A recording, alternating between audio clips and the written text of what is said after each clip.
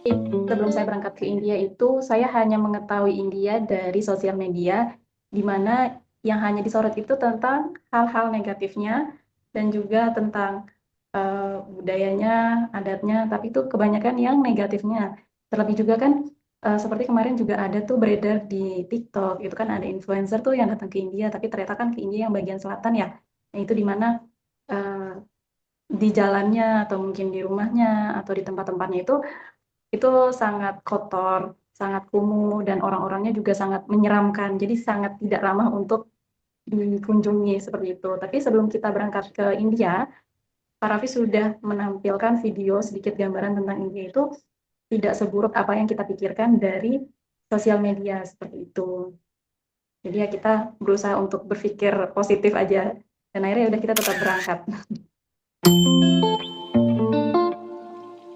Sebenarnya itu tergantung wilayahnya ya. Mungkin yang di sosial media kan itu yang disorotnya wilayah lain yang jorok mungkin atau yang mereka kebanyakan kan yang disorotnya yang jorok-jorok ya. Jadi kan kita untuk datang ke dia itu juga takut, takut nanti kita makan makannya kita jadi sakit perut atau mungkin uh, kita tidak aman karena kan ada juga tuh yang disorotin yang orang dia yang menyeramkan seperti itu.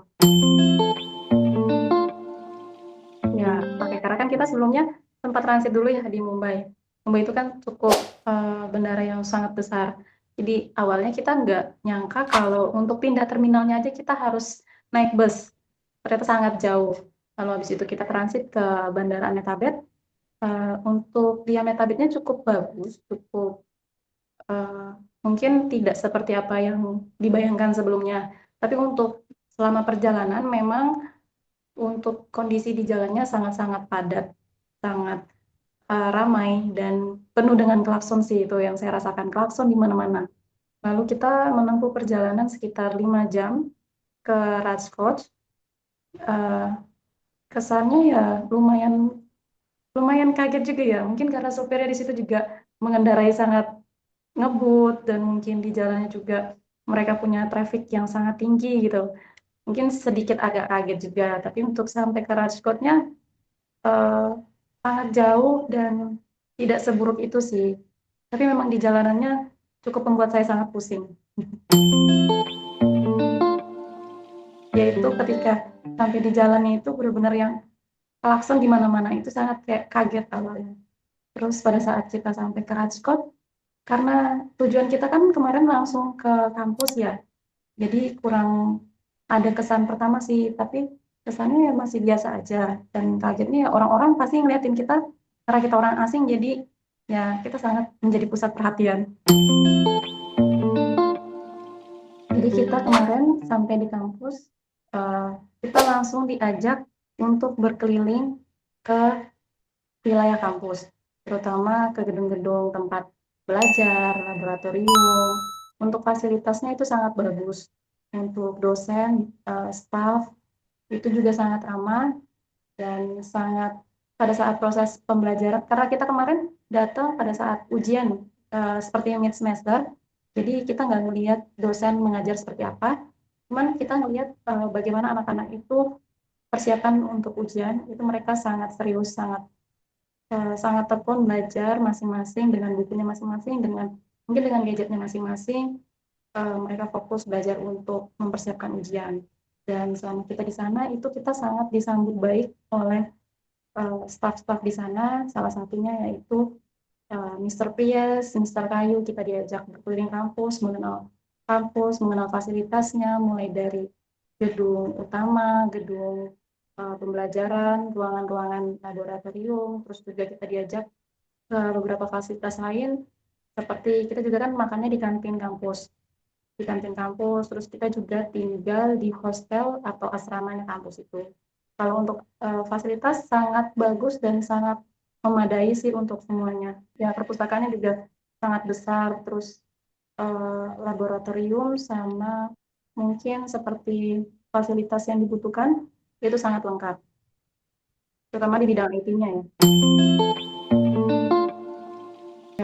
Mungkin kalau untuk di kampusnya kita belum terlalu melihat ya bagaimana proses cara atau pembelajaran yang disampaikan oleh dosen ke mahasiswa. Cuman sedikit saya mendengarkan cerita oleh beberapa mahasiswa dari Indonesia atau mungkin juga mahasiswa yang saya kenal, eh, sistem pembelajarannya itu sangat bagus, sangat berbeda dengan Indonesia. Dan juga dosennya itu selain mengajarkan dengan jelas, mereka juga mengajak untuk mahasiswa berpikir lebih aktif, lebih berperan aktif dalam pembelajaran. Dan kemarin juga kita sempat mengunjungi beberapa sekolah, dua sekolah sepertinya, itu karena Fatih School sama Gang Nutri School. Itu di situ saya juga sangat terkesan karena anak-anaknya itu sangat uh, rajin dan sangat uh, sadar akan pentingnya pendidikan. Jadi meskipun tidak ada guru di ruangan, mereka itu tetap belajar dengan bukunya masing-masing, dan kita juga ke beberapa ruangan, ternyata ruangan itu dipakai anak-anak untuk persiapan olimpiade dan perlombaan. Jadi mereka tuh tingkat kesadaran untuk belajar itu sangat tinggi. Jadi tanpa ada guru mereka akan tetap belajar dengan ambisinya masing-masing, tapi tidak dengan menjatuhkan teman satu sama lain, dengan punya kekeluargaan yang sangat kuat, saling mendukung, saling membantu satu sama lain ketika ada yang kesulitan. Tuh, jadi untuk lingkungan belajarnya sangat suportif sekali.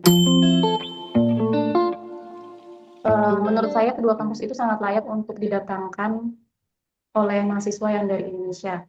Kenapa? Karena selain fasilitasnya, mereka juga sangat mendukung anak-anak Indonesia, meskipun mungkin yang ditakutkan dari anak-anak Indonesia yaitu takut tidak bisa atau kurang lancar dalam berbahasa Inggris.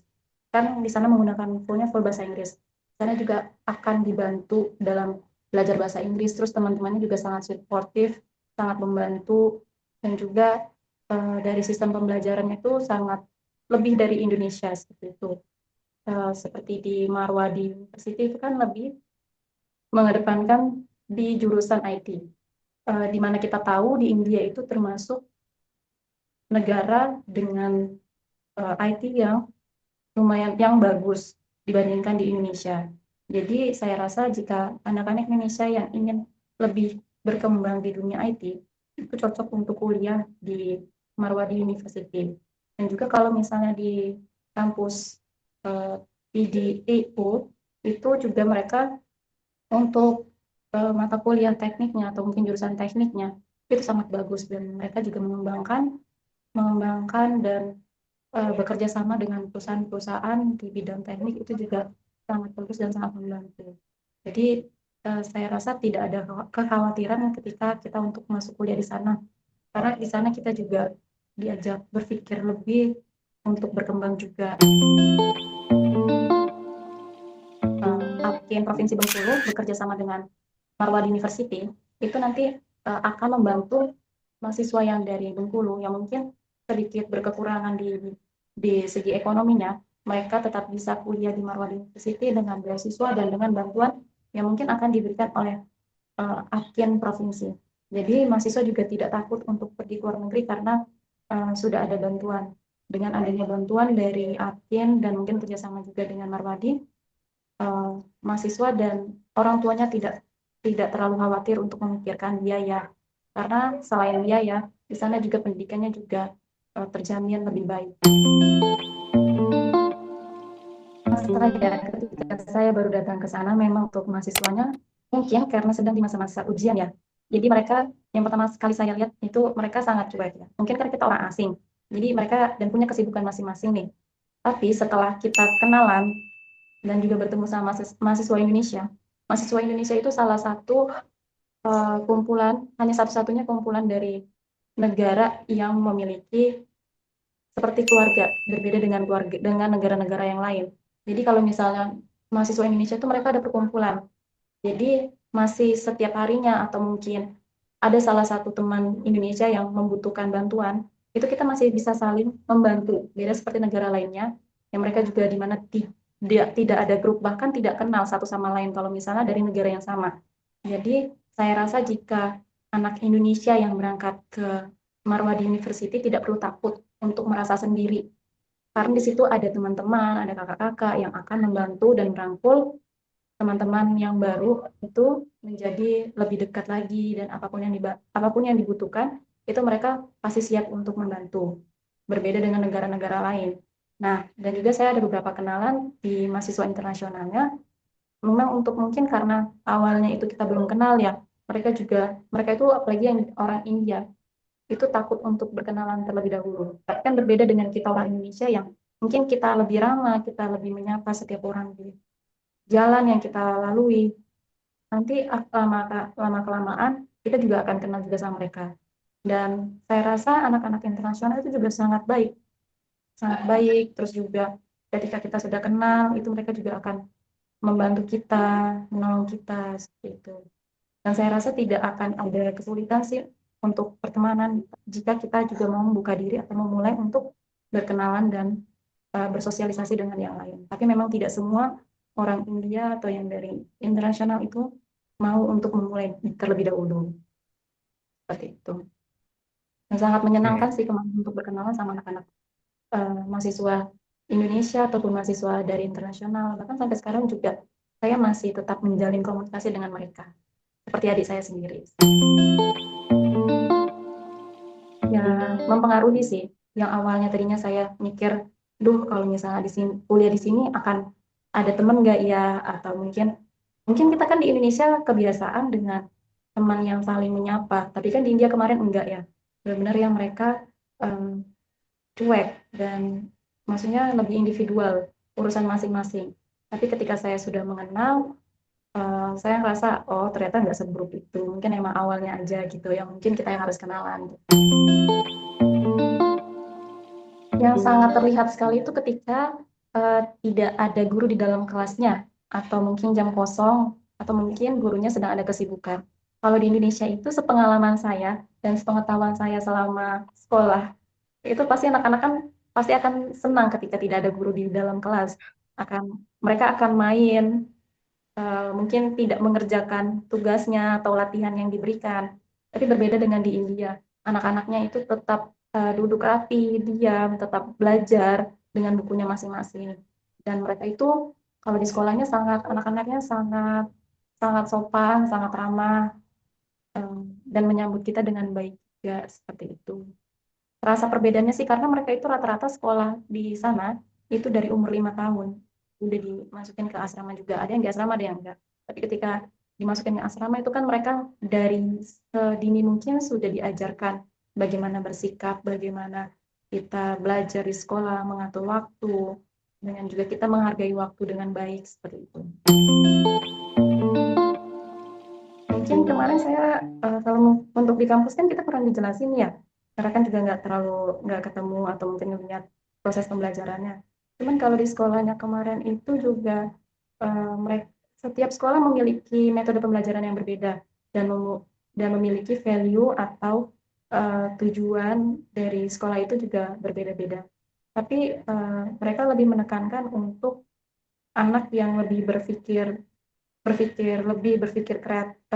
kritis seperti itu. Ya kemarin kita sempat mengunjungi museum dan kuilnya ya. Kalau untuk ke kuilnya itu kan saya sangat terkesan sih dengan bangunannya, dengan cara masyarakatnya dalam beribadah. Kalau untuk ke museumnya itu kita ke Museum Mahatma Gandhi. Itu kita dijelaskan tentang sejarah dari perjalanan hidup beliau dari kecil sampai besarnya, dengan beliau juga dari perjalanan hidupnya, dan itu sangat terkesan sih saya dalam itu. Dan untuk bangunan-bangunannya kan eh, sangat estetik sekali ya, untuk jadikan tempat foto-foto itu juga masuk bagus juga sih, tempat yang menarik. Cuman mungkin karena kita kemarin hanya memiliki waktu yang singkat, jadi kita kemarin hanya mengunjungi museum dan juga kuil itu juga cuma sebentar, karena juga lagi ada jam ibadah juga, jadi kan kita juga tidak terlalu bisa banyak berinteraksi ya. Juga kita ke salah satunya ke istana juga, istana dan ke tempat mobil-mobil tua gitu pada saat zaman peperangan atau zaman dahulu. Mungkin tentang ini ya, kebiasaan atau mungkin ada dari mereka, itu mereka menurut saya Kalau untuk ke orang baru atau mungkin pendatang, itu saya ngerasa di sana kurang welcome. Welcome dan mungkin ngerasa gimana ya? Kalau misalnya di Indonesia kan kita kalau ada orang asing kita lebih welcome ya. Kalau Iya. di sana sih merasakan tidak sama, tidak seramah itu untuk orang asing. Dan itu mungkin juga salah satu yang menjadi ketakutan orang asing untuk berkunjung ke India. Tapi tidak semuanya sih. Masih ada juga orang-orang yang mungkin yang lebih ramah, lebih baik ketika dari luar. Dan kemarin kita tidak terlalu melihat budaya atau mungkin acara yang sedang berlangsung. Jadi untuk riset ke depannya juga saya belum bisa menjawab untuk lebih jauh. Kalau untuk makanan sendiri, itu kan di India pasti makan itu menggunakan atau dengan kuah kari. Nah, kuahnya itu ada banyak macamnya. Ada yang kuah dengan sayur. Saya kurang tahu ya namanya apa. Terus dengan penuh dengan rempah-rempah. Ada juga kuah dengan kacang. Tapi kuah itu tetap tetap ada rasa-rasa rempah. Terus juga pasti ada roti. Kalau misalnya teman-teman pernah lihat tahu ya ada roti India itu. Nah, roti India itu pasti menjadi makanan utamanya. Terus dan mereka itu selalu makan menggunakan tangan. Kalau di Indonesia kan masih sering uh, mak maksudnya makannya itu kan kita masih pakai sendok garpu. Di sana juga ada, tapi kalau untuk orang India asli pasti lebih suka menggunakan tangan untuk merobek rotinya juga kayak satu tangan lalu ambil kuahnya lalu dimakan seperti itu. Ada nasinya juga dengan bentuk beras yang lebih panjang, yang lebih pipih dibandingkan di Indonesia. Dan juga untuk rasanya di sana itu lebih ada pedas-pedasnya juga. Cuman pedasnya itu lebih ke pedas rempah. Dan kita setiap kunjungan ke sekolah, itu kita dihidangkan makanan, itu makanannya memang porsinya sedikit-sedikit, tapi itu jenisnya banyak sekali. Jadi itu sedikit-sedikit aja udah sangat kenyang dan lengkap sekali sampai dan ciri khasnya orang India itu setelah makan berat pasti ada makan manisan. Makan manisan dan minumnya minum yogurt. Itu selalu. Dan minum tehnya itu kita ada biasanya dikasih tahu disuguhi namanya chai. Kalau di Indonesia mungkin rasanya seperti teh tarik seperti itu, tapi ada rasa khas yang mungkin saya tidak bisa jelaskan. Kalau untuk makannya sih, untuk awal-awal pasti kaget untuk rasanya, untuk teksturnya. Tapi kalau misalnya udah lama kelamaan mungkin lidahnya dan perutnya akan menyesuaikan. Kalau untuk awal-awal mungkin akan tidak cocok mungkin ya.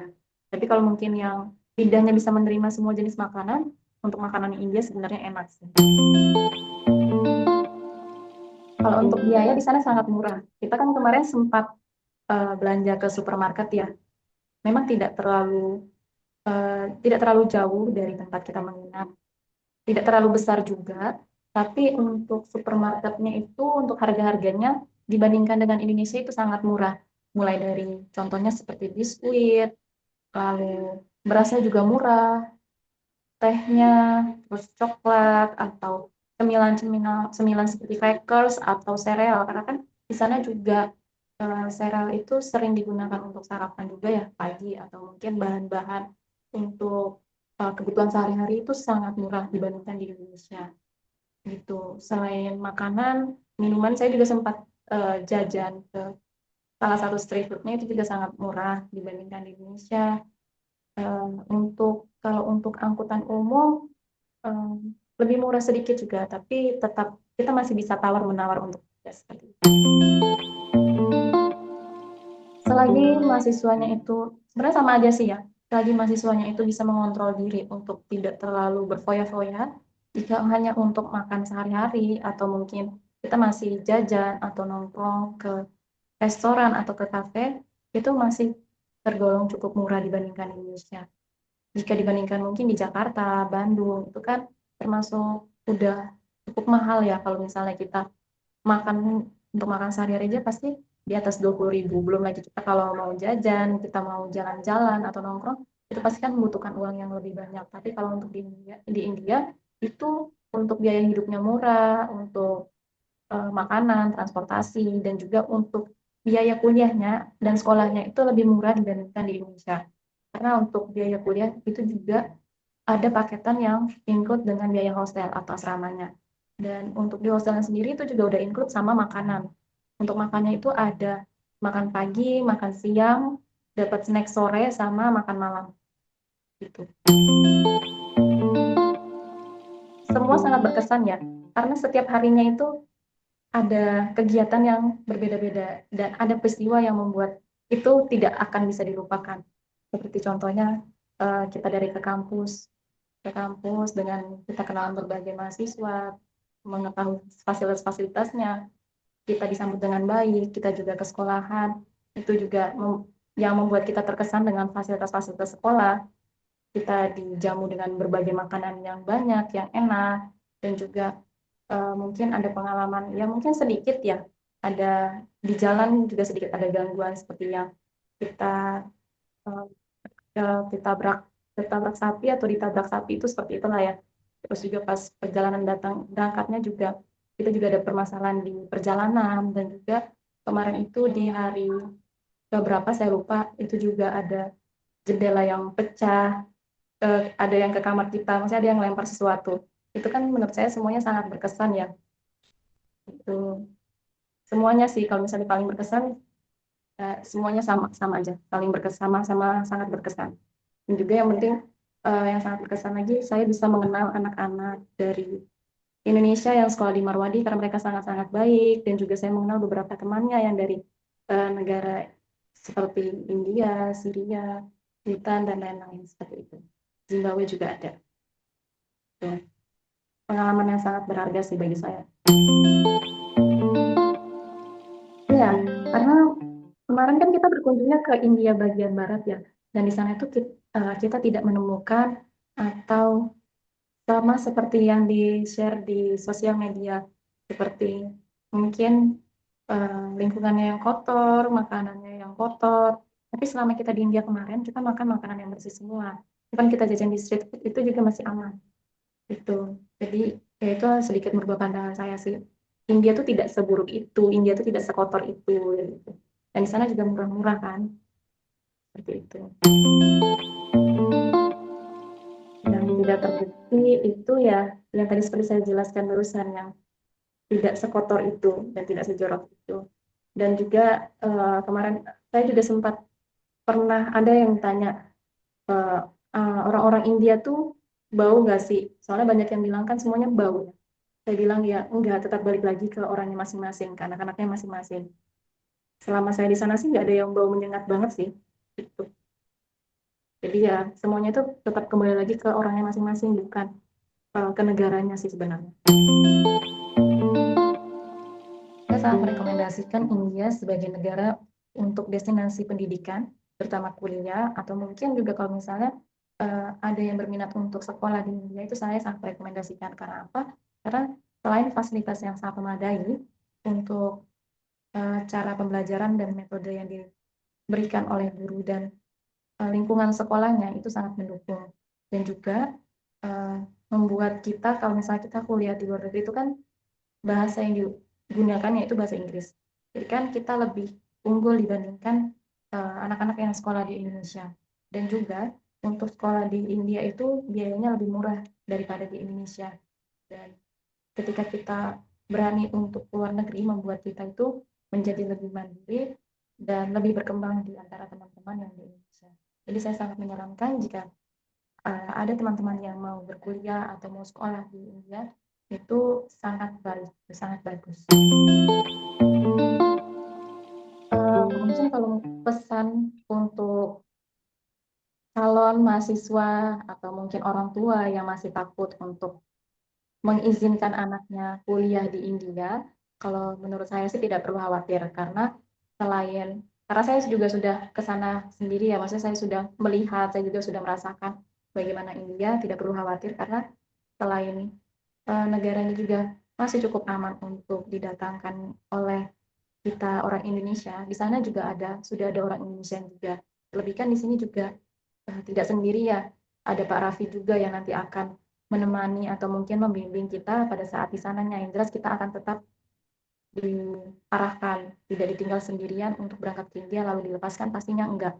Jadi untuk mendukung pendidikan anak yang lebih baik dan untuk menunjang masa depan, India menurut saya juga termasuk tempat yang bagus untuk menjadi pilihan selama berkuliah di sana, dan untuk orang tuanya tidak perlu khawatir karena di sana juga ada anak-anak mahasiswa juga terutama di Marwadi University yang mungkin nanti bisa menjadi kakak-kakak nih bagi teman-teman yang baru ingin bergabung. Jadi akan menurut saya orang tua akan merasa lebih tenang karena di sana juga mereka tidak sendirian. Ada orang yang bisa diminta tolong atau diminta temani seperti itu.